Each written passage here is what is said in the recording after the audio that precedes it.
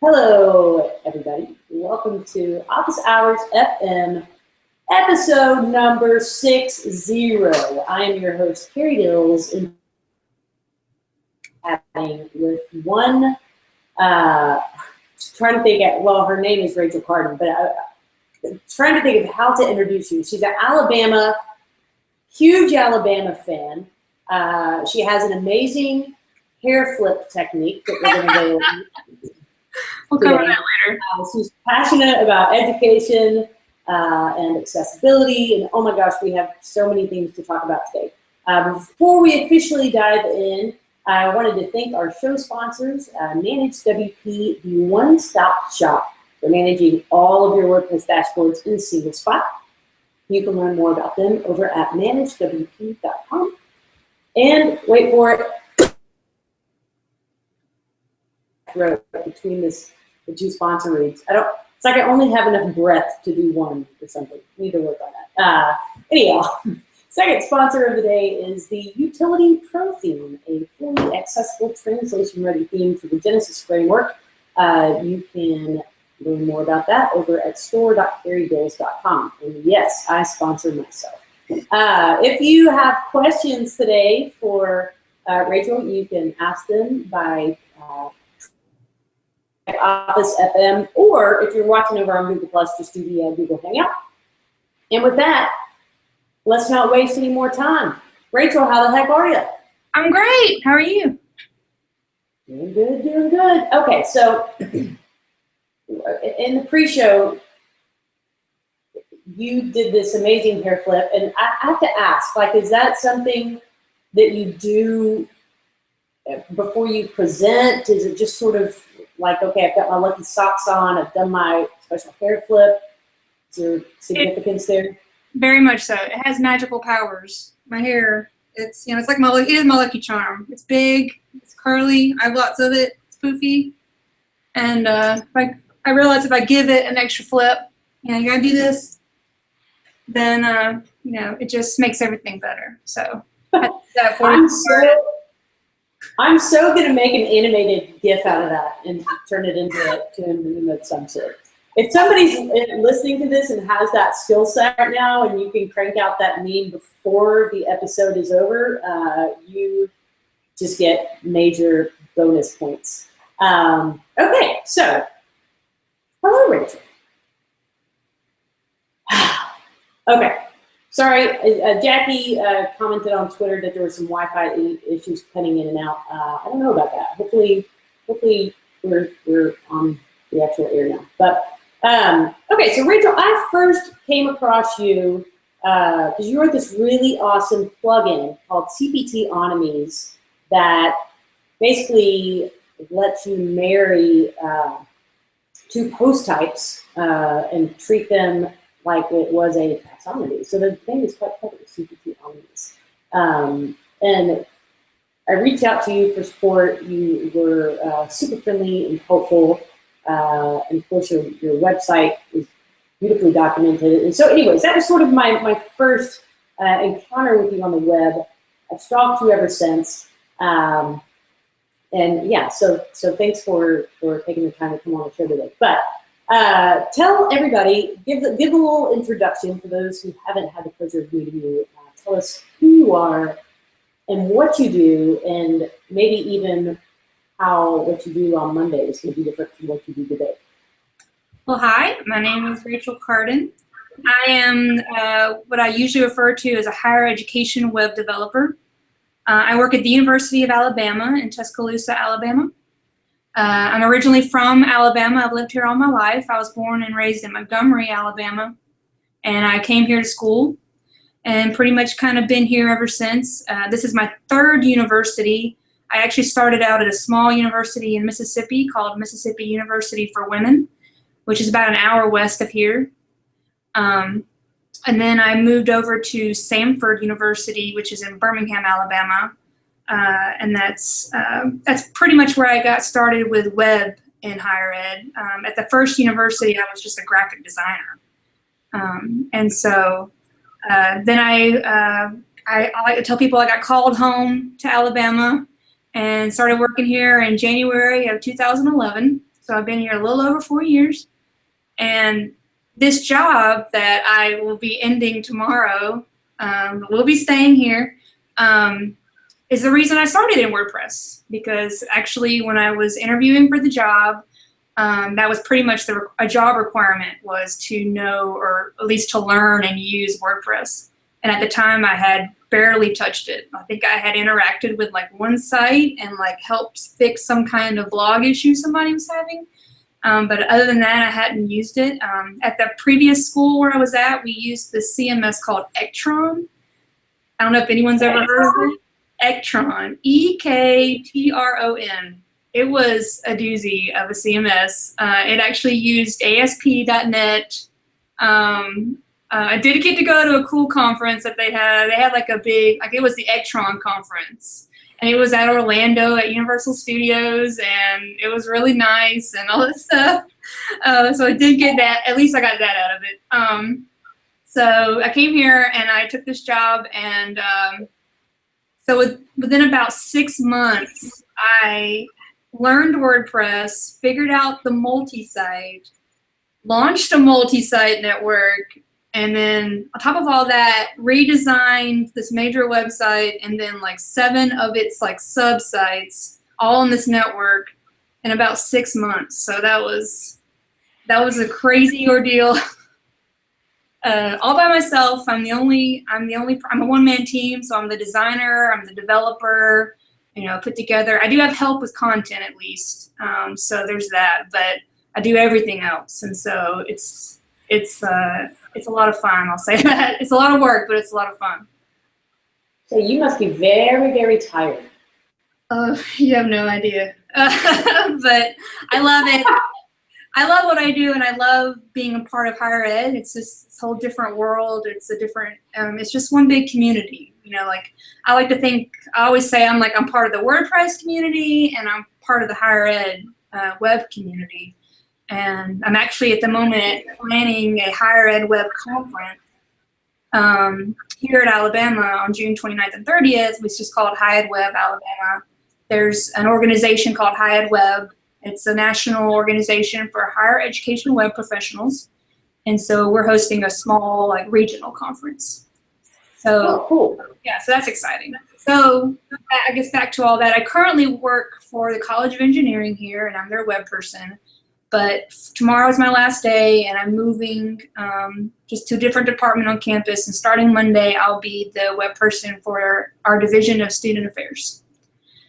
So the difference being between today and tomorrow and Monday is it's not a big difference. I mean, in a sense, it's just a different, I guess, audience. Going from a college, an academic college, to a student-oriented, division department. We have lots of programs and stuff like that for students. And so I'm really excited about that, because basically, on my list of career goals, one of them was just wanting to work more with students. And so that was one of the big things that drew me to this job. So I'm really excited about that on Monday. So what we're doing, it's all going to be on WordPress. It's going to be on a multi-site network. We're going to have lots of cool things. I've written a lot of functionality that lets us kind of interact with a lot of stuff on campus, like letting students log in with their school accounts and doing all this stuff. And so I'm really excited to get started and kind of dive into that world, because that world is very different from my college world. So. Well, congratulations from all of the Office Hours FM listeners and myself. Thank you. Awesome. And what you just touched on is actually goes hand in hand with the question that was just asked. Are there any uses for WordPress at that higher ed level that maybe the average person doesn't think about? And you touched on that with being able to integrate to providing the student login. Okay, my question's a two-part, so I'll let you go for that. Okay, so I'll tell this story. So CPTonomies grew or was born out of a need for the college. So basically, I was building this like expansive people directory. The College of Engineering here has over 250 faculty and staff. And so we have what is essentially, it's an online directory so that you can find all the people. So you can find them by, obviously their name, and then you can, we wanted to be able to find them by the departments they work for and maybe even the buildings they work in. We have lots of research centers, and so some of the faculty and staff are just like the research centers, so you can find them by that. And so I needed this way to make relationships between the people, which are a custom post type, and then the departments, the buildings, the research centers. I'm redesigning the site right now, and we have even more custom post types that I've added in. So now we have laboratories, and we have research areas, which I'm excited for that kind of functionality, but that's a whole other story. So now basically in the new people directory that we hope to launch soon, you can find a person, by their name. You can find a person by their research area. You can find a person by what labs they work in, what research centers they're a part of. And so that whole need is where CPTonomies came from, because I wanted this ability to treat these different pieces of content like a taxonomy. And so, man, there are lots of plugins out there, that do similar things, and you could achieve what I'm doing, with most of them, these relationship post types and stuff like that. So, but I think maybe at the time there wasn't really one that acted in this particular manner, that treated it like a taxonomy, so that you could use taxonomy functions. So that's why I built it, and try to keep it going. Have you received any sort of pushback that you're using WordPress and post types aren't meant to be related in the way that you're using them, or anything like that? No, I've never really. I've been pretty lucky that I've never received any negative. Not really. There's some problems, like, people come across bugs and stuff like that, and I try to fix them when I can. But other than just people finding little bugs, I've been pretty lucky that I've never really had any. I don't take that awesomeness lightly. The way you say bugs is amazing. That's going to be my goal for the rest of the show, is to get you to say bugs as many times as possible. Oh God, is my Southern coming out?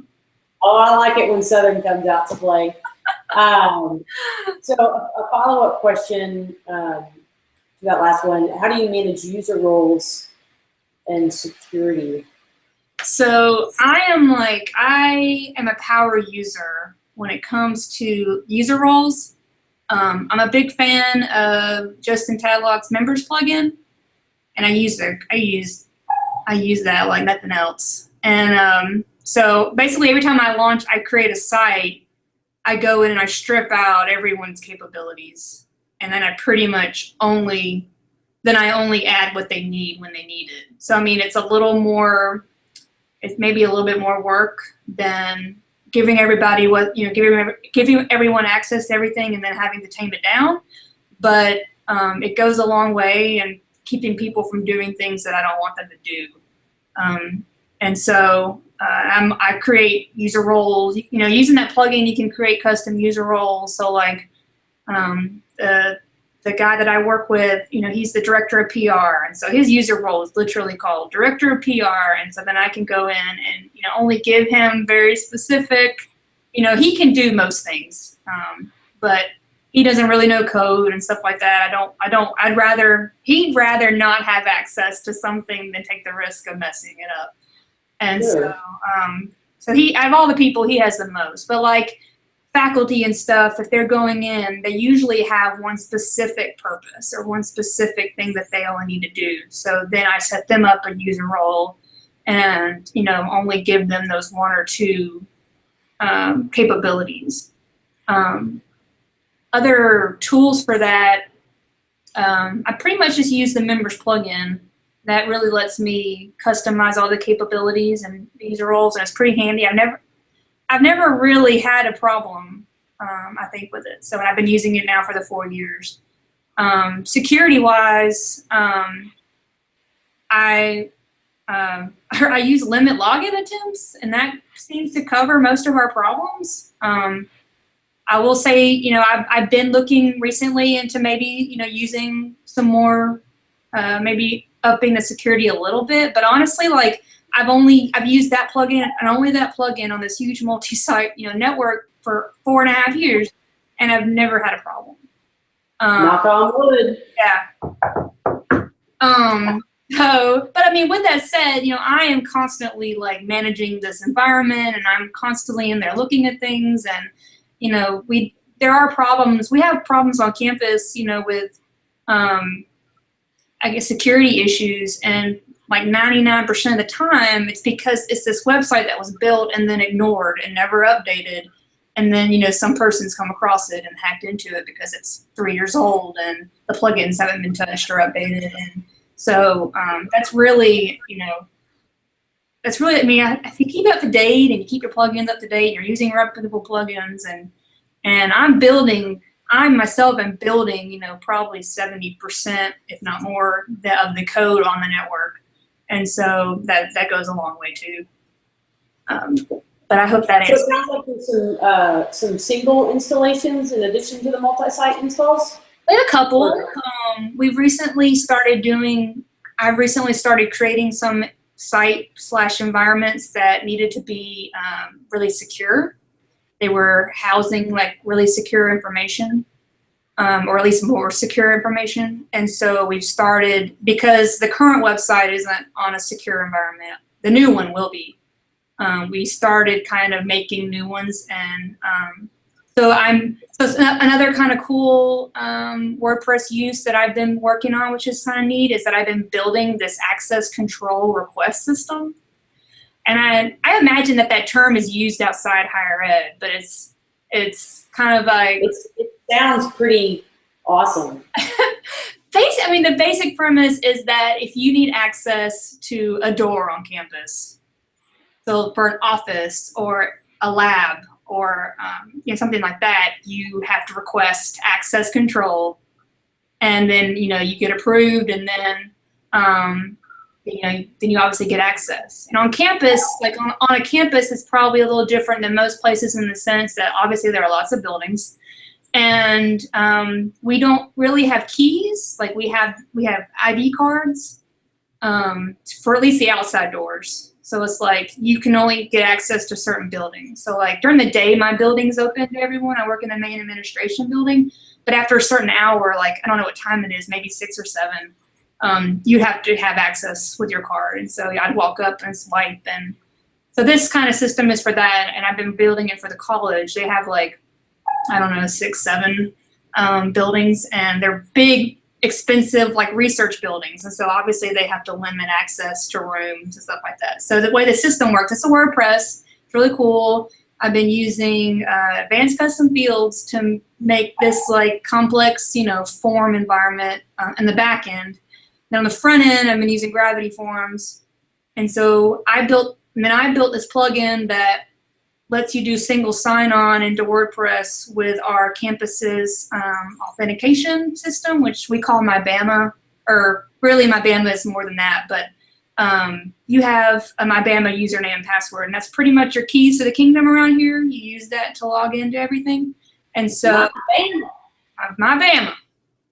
And don't touch MyBama.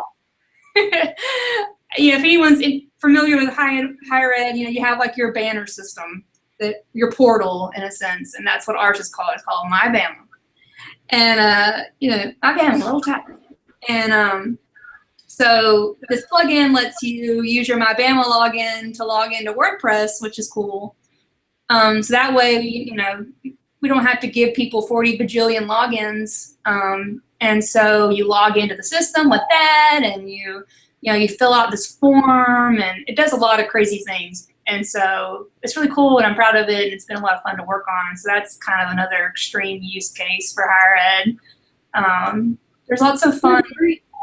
Okay, so you're clearly extremely smart. But like, how did you? You said you had about a 6-month period to pick up at least the essentials to get up and running with WordPress in this environment. Are you self-taught? Did you? And if so, what classes were you taking? I mean, how did you learn all that? I'm self-taught. As far as WordPress is concerned, I mostly, lots of tutorials online and lots of playing around. We had one book in the office that I probably read maybe about half of it. I want to say it was the Advanced Plugin Development book. If you said the guy's name, I would remember it.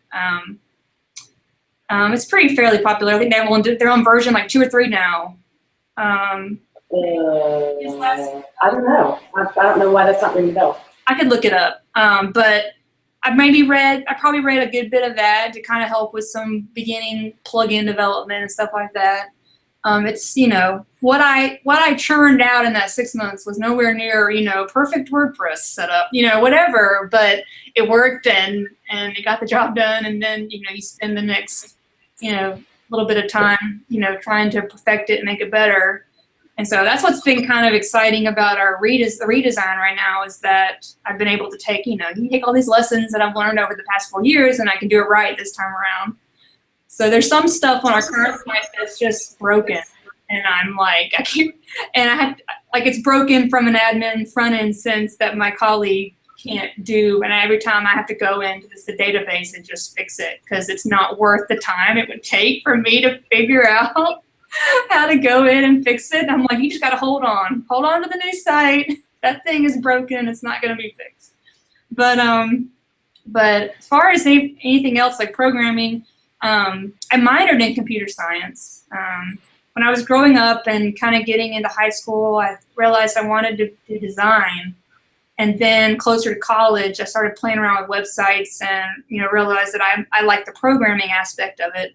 And so the closest I could get at the time to a program was I majored in graphic design and I minored in computer science.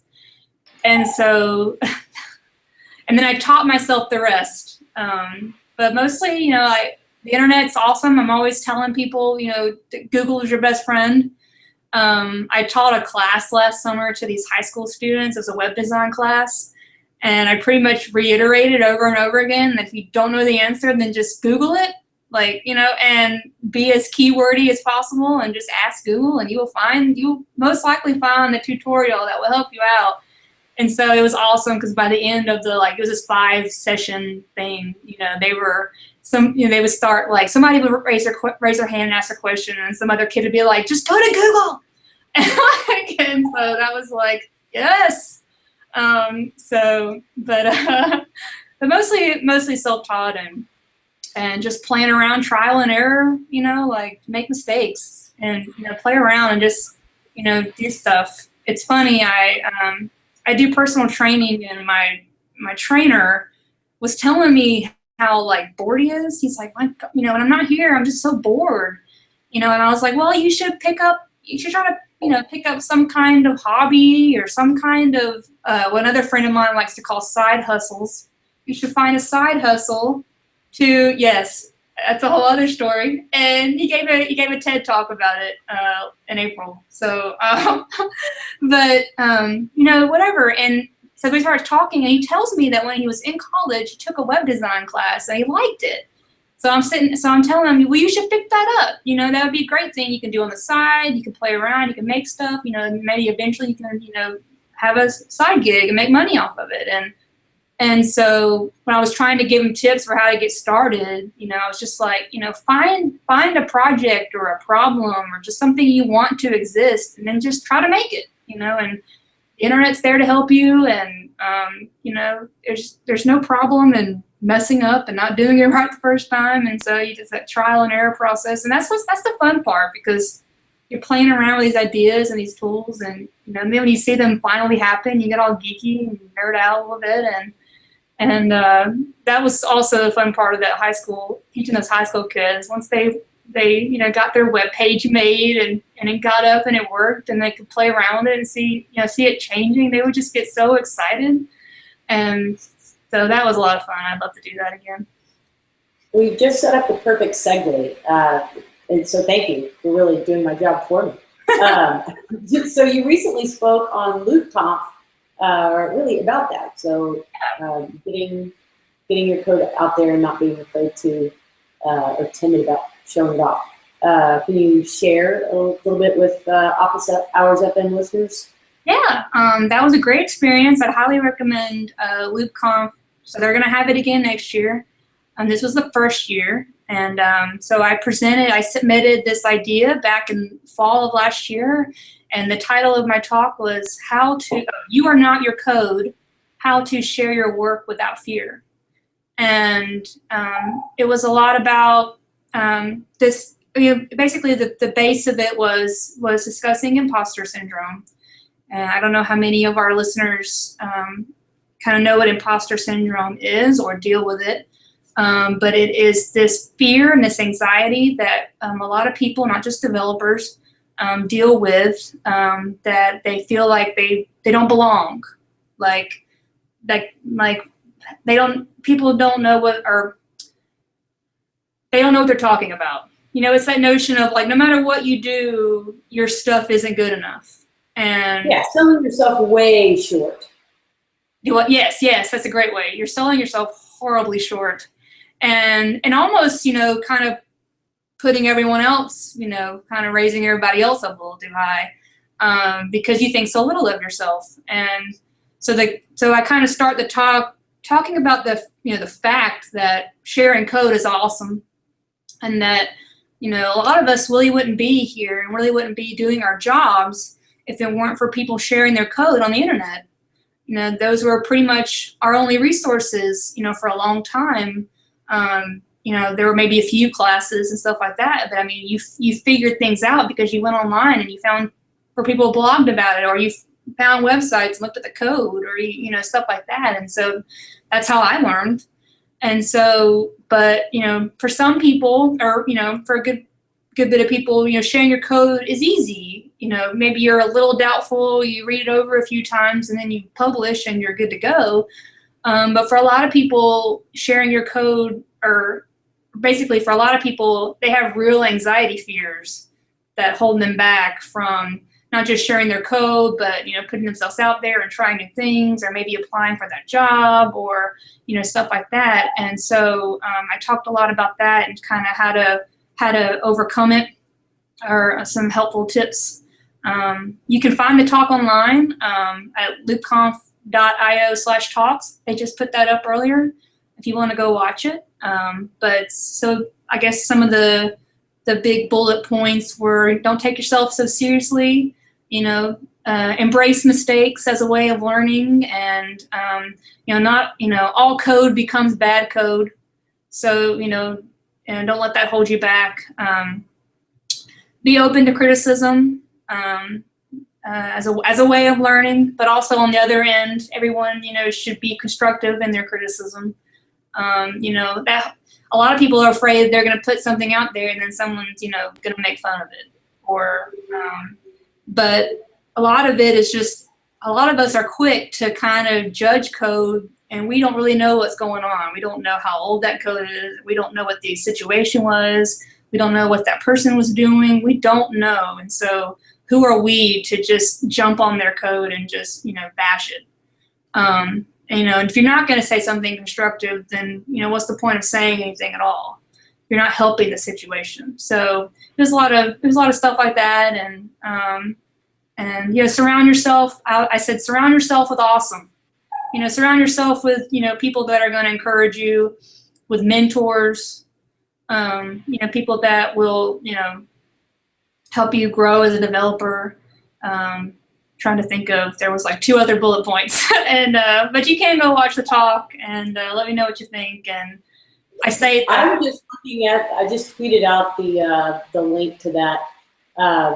And I love your URL. I'm not going to say it on the air, but go read that 'cause it's entertaining. Oh, I just saw that. I don't know why that's the URL. I think in my original proposal that maybe I had like a funny subtitle that I didn't actually intend to use, like given, about what people think about your code, kind of thing. Because I think that might be where it stemmed from. Like I never planned for that to be the public title of the talk, but I was being silly.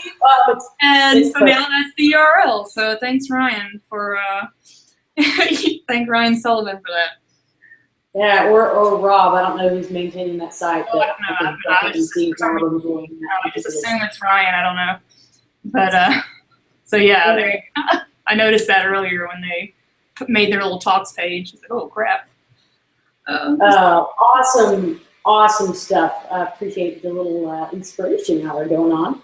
I do want to say howdy to anyone who's popping in a little bit late and let everybody know that I am talking with Rachel Carden of the University of Alabama. You can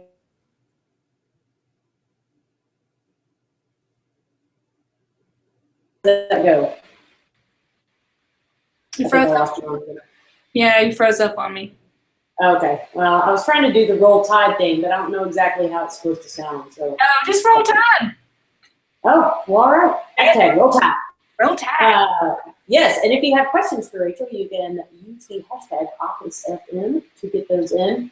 Sorry for the spotty internet. I even turned my bandwidth down, and alas, on it goes. I'm plagued with technical difficulties. It's got to be something every week, or it's not quite Office Hours FM.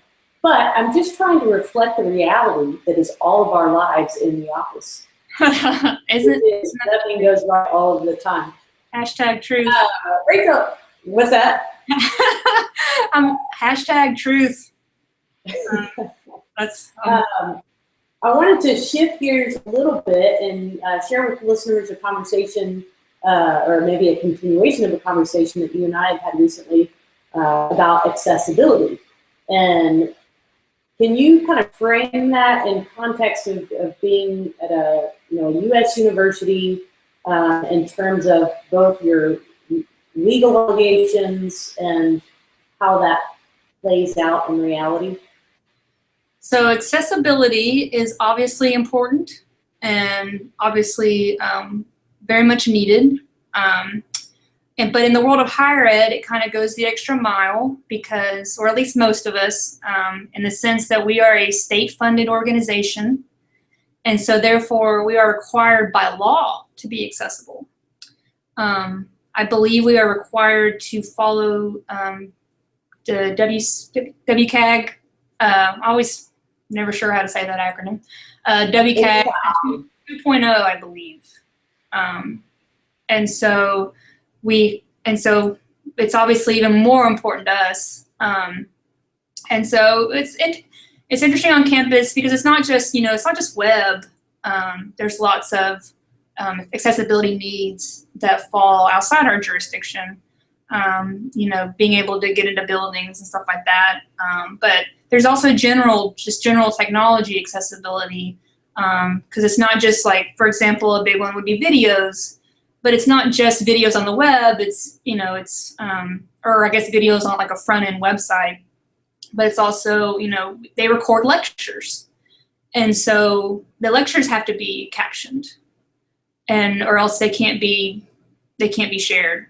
And so that's a big big power resource, big need. I don't know what term I was trying to think of there, but. So accessibility is, like I said, very important, and it's becoming, it's becoming more and more important here, which is awesome. They're actually working on a technology accessibility plan right now that's going through the ropes, and I think it might be announced soon to, what all steps they're going to take to help people on campus. So that's and that's all technology, not just web, but that includes us. So that's really exciting. So basically, they went around and talked to everybody. What resources do you need? How long do you think it will take? Stuff like that, and they put together something, and so hopefully that's going to start rolling out here soon. So the education piece of that has got to be huge. I mean, like even asking people what resources they need. I mean, I'm thinking of it from a web perspective, not general technology, but you know, if you ask them what resources they need to make something accessible, they may not even know. Yeah, that's I think a big part of it will be education. Will have to be education. Another big part of it is just resources. There's a lot of, you know, one-man teams and a lot of, you know, kind of understaffed departments.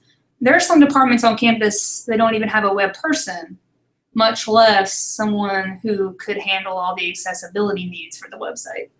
And so that in itself is a huge kind of hurdle to jump over. And so that's, you know, they're also working on that too. And so, so resources, education, buy-in. Buy-in is pretty much like the big first step. You gotta, you know, some people inherently understand the importance of accessibility, but for the rest of them, you know, you've got to kind of make the case. One of our sessions at High Ed Web Alabama at the end of next month is actually going to be from the person on campus here who's in charge of, or who's basically taking the helm on accessibility. And the title of her session is Carrots and Sticks, Making the Case for Web Accessibility, which is pretty awesome. And she's basically going to talk about that, you know, basically talk about how to get buy-in. And then, you know, and a little bit of like what's the negative side of, you know, not being accessible. So one thing, once you get buy-in, you know, you got to have education, you got to have resources, then you got to implement, then you got to have testing. So that's a whole other big part of it. You got to make sure it's, you know, that it's valid and it's working. And so I know that they're looking into some tools that we can use as a campus to kind of help with that. And then once you do all that, you pretty much start over and, you know, keep doing it. And round two. And so because, you know, it will always be an ongoing need, and it's very important. But you also have, you know, you have turnover in people, and so it's an ongoing cycle of just making sure everyone understands the importance, making sure everyone has what they need. It's also, when it comes going back to the buy-in, you know, it's also not just a buy-in for web developers and designers and web people, but you also have to get buy-in from their bosses, because not everyone maybe have a web boss. I luckily have a boss who's a web person and understands all this, but not everyone has that. And so you have to, accessibility, as important as it is, it does still take up some of your time. It is another piece of the web puzzle.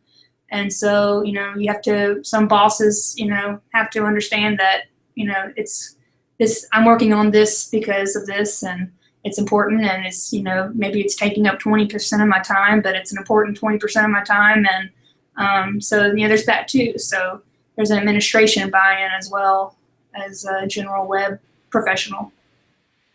So who ultimately, I mean, is, you know, you've been handed down, you know, legally this mandate to be accessible in various ways. Who comes by? Are there accessibility police from the government? It's like the IRS, but for accessibility, or how, you know, would it only come to light if someone complained that something was not accessible? I don't know the answer to that. I do know that there have been several big cases or examples where some larger universities have been sued. Sadly, that seems right now that seems that people don't really seem to do anything until they've been sued, which is, you know, unfortunate. But I'm pretty sure that I don't want to say the names because I fear that I'm going to get them wrong. But there, I'll try to look up some of this stuff and I'll share it on the hashtag later. Because I'm pretty sure there are some articles online where some people, where this one or two universities that I'm thinking of, like, wrote out, like, I don't know if it was a case study, but it was like, here's what happened. And but I I think in the couple examples I'm thinking of that it wasn't necessarily some kind of organization, that it wasn't like an organization that sued them. It was, like a ACLU or something like that on behalf of a individual who had problems. But I think generally, I believe generally that's like sometimes when like if someone calls out a university, for something, then you're given so much time to fix it. Then you're basically said you need to fix this, and you're given so much time, and then if you don't fix it, then trouble comes your way. That's what I believe generally happens. Okay, well, that's a big buy-in point. How to not get sued. Honestly, that was that's one of the big buy-in points. That if you don't, for the people that don't understand the value of just having an accessible website to all your users, then you can just kind of wave the legal flag and say, well, according to law, you got to do this, and if we don't do it, then we're going to get sued. So that brings in the rest of the pack on board generally. Do you think, just an opinion question, but the government could do a better job of not just saying, here's the requirements, but here are some resources to help you to meet those requirements? So other than, obviously monetary resources for people to go do the labor, do you feel like there's enough information out there? Feel like it's like the, legally required to do this huge task. And good luck, buddy. And do you have, and then it's like, do they just sit and then turn around and leave? I'm kind of playing the devil's advocate here, but I don't know. It's like saying, hey, I need you to have $8 million on my doorstep tomorrow, but I don't tell you how to go get $8 million. Thanks. I know that there are lots of, there are at least a fair amount of resources online, but off the top of my head, I couldn't tell you how many of them are government resources. I feel like there's like a decent amount of free resources. So like there's that Wave tool, and there's stuff like that can help you. Is that, could there be more resources? There could, probably always be more resources. And I feel like over the next year or so, there's going to be more and more. It's definitely kind of picking up steam, and people are seeing the importance of it. I tweeted about it earlier. There's another great LoopConf presentation that I loved. I loved a lot of them, but with Corey Ellis gave this great talk about responsive web design, and basically made the point over and over again that accessibility is responsive web design, and just kind of pointing out how I love when people point out that responsive web design is so much more than just a screen size. So he made that point several times over, and just talking about the different kinds, the different benefits, but one of his big points was accessibility, and how you're being accessible to your user, is making your website responsive and stuff like that. So I highly recommend watching that talk as well. I listened to it earlier today while I was tinkering around, and it's a great one. He makes some really great points. He's pretty funny too. So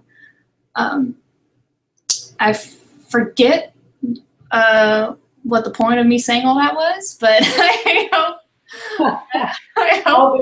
So what I heard was just go listen to all the LoopConf sessions, and then maybe send Brian a check or something. Yeah. It sounds like it was awesome. I hope you make it up. It was really great. There were a lot of really great talks. I'd recommend Chris's security talk. That was a big one. There was a great one about debugging that made me nerd out. There was tons of them. I mean, the sessions were only 25 minutes, so they were knocking them out, and they were basically, so there's 2 every hour, and we went all day one day, or all day 2 days. So there were lots of amazing talks, and the fact that they were all live streamed, and now you can still go on there and watch them all. That was just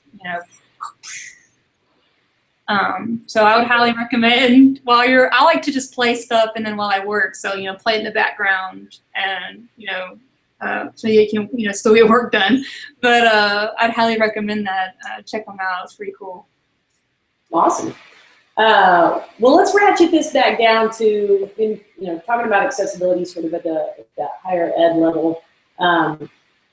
Let's bring it down to the individual user. So you and me, people who are either developing for web designing or creating content, because that's who most of the show listeners are.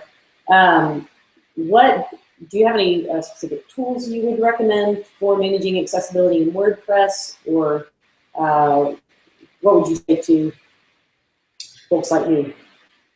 I will say that something's making noises. Sounded like Slack.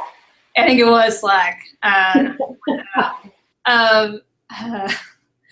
will say that there's not a whole lot of options there are a couple of options for trying to help with accessibility in WordPress, but I wish there were more. I feel like it's getting there. It's becoming more important, and so people are making more accessible themes and stuff like that. But like general plugins, it's really hard to like have like a plugin that's just going to handle all your accessibility needs because of the extreme variety of themes out there, and there's no telling what these themes are doing or using or how they're writing their code, and so like I feel like it's pretty much impossible to cover it all. There is a WP accessibility plugin, and so I'm honestly like I'm kind of thinking that this summer that I might try to work on my own. I might try to work on something that will. We kind of talked about it a little bit, in our chat a few weeks ago, but just talking about something that at the very least will help you maybe validate. If anyone knows of a tool that already exists, another plugin I'm not thinking of, please share. But I was kind of brainstorming ideas for, like a plugin that, could be built that basically, just like integrated the wave tool, in your admin and kind of gave you a red light. Oh my, shut up, Slack. Gave you quitting Slack. Gave you, the basically, let you know, red light, this page is not, being validated or whatever. And so I might work on something this summer if anybody wants to help me out. That would be awesome. So it's basically like the Yoast SEO plugin, green light, yellow light, red light. Yeah, exactly. Accessibility. Hold your horse. I think needs to be checked. What's that? Yeah, so like the plugin's like, whoa, Nelly, hold your horses. This page is not accessible. Here's what you do to fix it. Or at least why it's failing. Even cool, as I'll let you figure out how to do all this, and I'll just spit out the ideas. But if you can tell it to only look at the entry content, that way, because you may say you're working with a theme that's not accessible, so every page is going to throw the same 30 errors or whatever. Yeah. And as a content writer, I can't do anything about those. That's my web developer's problem. So a way to at least check that just what I'm doing meets. I'm doing all I can as a content producer to make accessible content. That would be cool. Or if the plugin could like show you what you can edit, so like the content, and then like make this handy dandy list that you can mail to your developer. Here, dude or woman, check this out. Check this list out. I'm having some problems. I'm making notes, by the way. Amanda Rush just tweeted that there's accessibility monitor that uses the Tenon API to help validate. I think that's another Joe Dolson plugin, if I remember correctly. But anyways, check that one out. I think that's more for maybe site-wide versus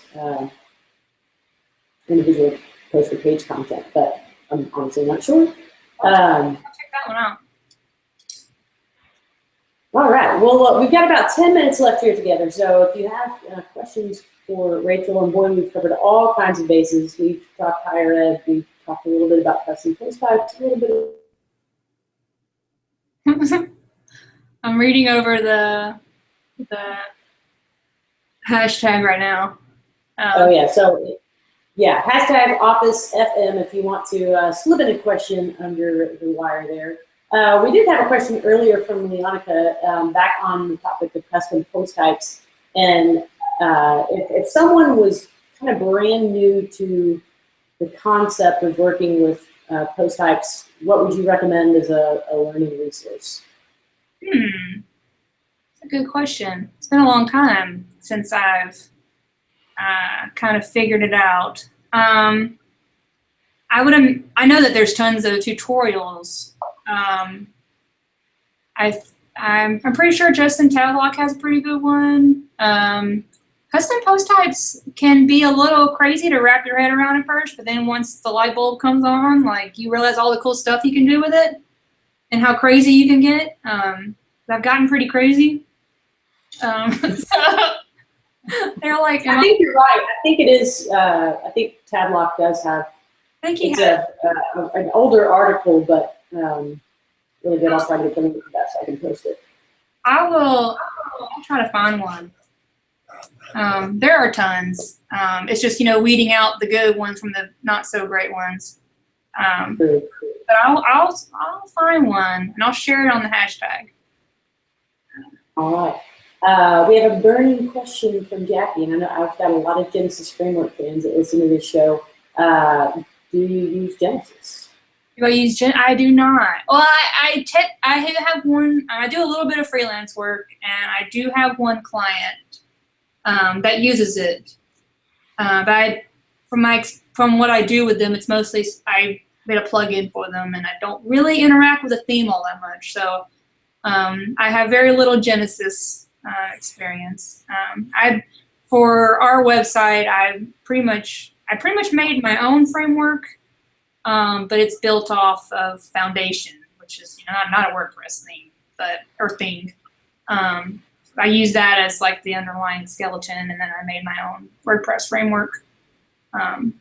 But so no, I don't use any. That doesn't surprise me that you just made your own. I made my own. It's a lot easier.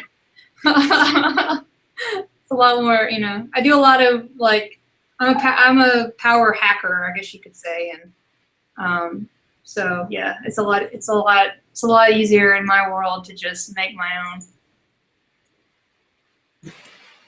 Fair enough. And we do have a request that you bust out a roll top. Oh, well, I'll do the whole shebang. So okay, you gotta build up the momentum. Roll Tide, roll. Was that good? No, there was no hair flip. Does the hair flip not have to go in conjunction with the hair flip is not part of the chant. Okay. They should add that in though. I mean, there's plenty of girls.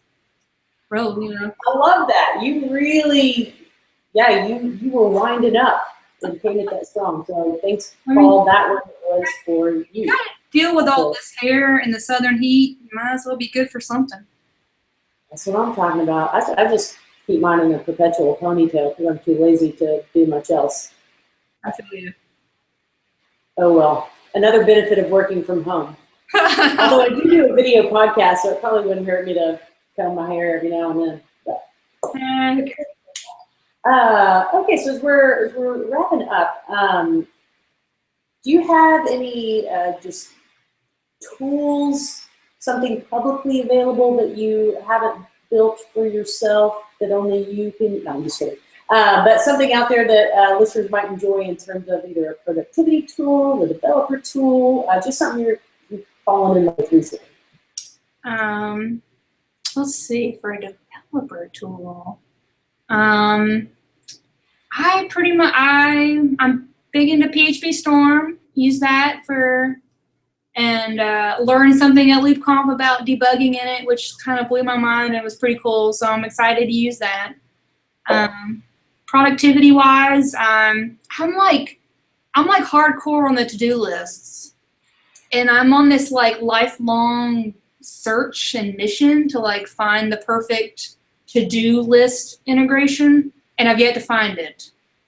I do use Asana, but even it's not perfect.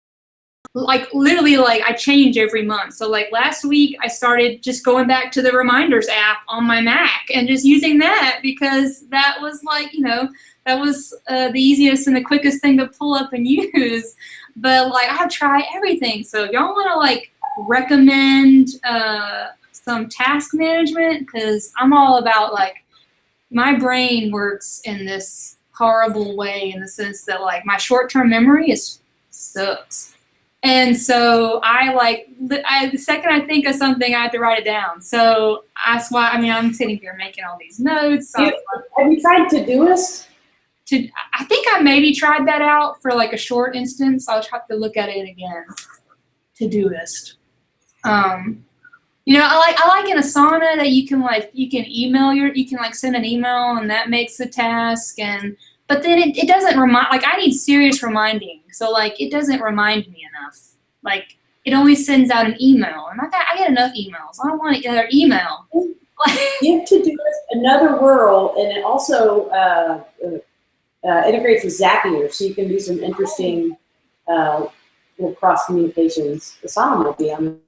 I love those integrations and those like automation stuff. Like I nerd out about that all the time. I had this recent conversation with this client, and we literally spent like 30 minutes talking about how we were going to set up this webcam and this automation with her dog, and how you could fill out an online form and like feed the dog, and then the video. It was crazy, but it was, wow. That stuff is so cool. That stuff is cool. It's like you just have to go out of your way to find something bizarre to do with those integrations. You could, if you had all kinds of like money and time, you could do all kinds of crazy stuff. I don't really have a lot of time or money, so I also am renting a house. So like I don't want to like do a bunch of stuff in the house, but if I like was a homeowner again, I would. The things that I would have going on in my house, and so that stuff is pretty cool. So if you have any like examples of like automation stuff, that Zapier and that if this and that stuff, that's pretty cool. And how you can. I also love Slack, even though it was annoying, the bejesus out of us earlier. But Slack is pretty cool. I have like 10 Slack teams, and you can do all kinds of cool integrations, into Slack, which I love. And so I would highly recommend Slack. Oh, God, you're cracking me up.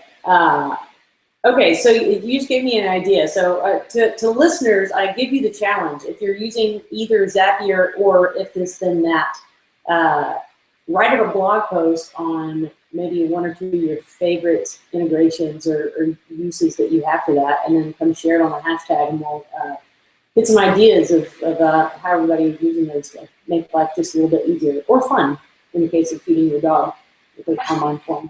Feeding your dog through online form. Well, before we close out, I do want to say a huge thank you to our show sponsors, ManageWP. Over at managewp.com, you can try out a free trial. There's a little yellow sign-up button in the header.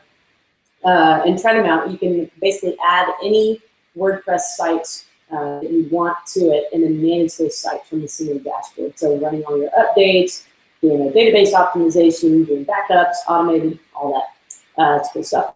And then also the Utility Pro theme for the Genesis framework, and you can get it through tomorrow with its introductory pricing.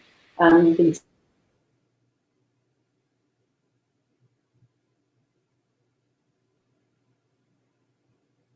you're trying to make excuse me, the entire university accessible all by your lonesome self. You have got things going on, and I really appreciate you giving an hour of your time for us today. But please tell folks where they can find you on the web. Well, you can find me on Twitter. I'm on Twitter all the time at Bama Designer, and I am I'm pretty much Bama designer everywhere I go. So if you're on a social network or a website and you're looking for me, if I'm on there, it's Bama designer. So I'm on GitHub and I'm on Instagram, even though I don't really post all that often. So I really wouldn't go there, but feel free to follow me, interact with me. I love, chit-chatting, and I love sharing, all the resources and stuff, and, people are, crack me up. And so please, engage with me. I have a website, bamadesigner.com, but right now it's really just a kind of a landing page. My goal is to get a blog up and going, but, there's only so many hours in the day. So hopefully within the next few months, we'll get something up there and going.